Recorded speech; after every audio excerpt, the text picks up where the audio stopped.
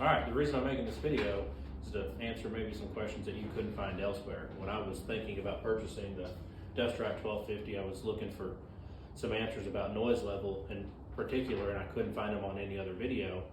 And I wanted to see it in actual use. When the table saw is running or when a planer is running, I couldn't find a whole lot of information on that, so I decided to make this video, and I hope this answers some of your questions.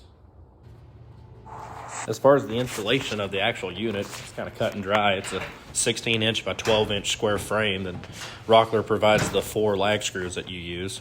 This is where I discovered that my garage walls aren't 16-inch on center, but 18-inch, so I had to use some studs. As far as the Cyclone goes, there's definitely some installation required. It was not the most amount of fun I've ever had, but if I can figure it out, so can you.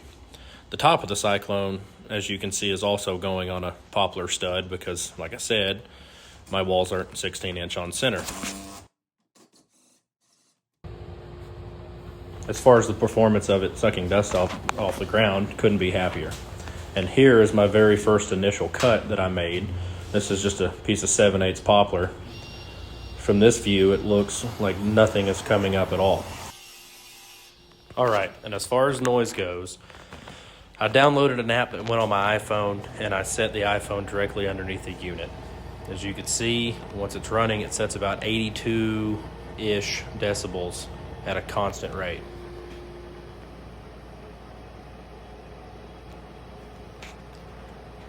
So what I did is I stepped back 10 feet, redid it, and it sits about 72, 73.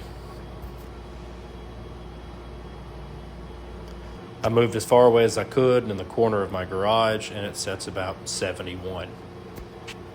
And finally, we get to see it in use. This is a piece of 7/8 maple that I'm just going to cut the edge off in thin little strips.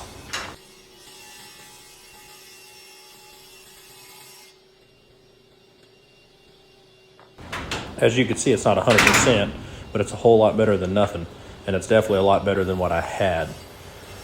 Keep in mind the table saw that I'm using is the SawStop CNS, and it's kind of a notorious saw for not having the best dust collection in the world as it is.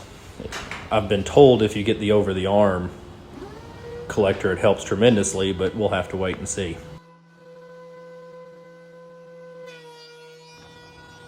As far as the planer goes, couldn't be happier.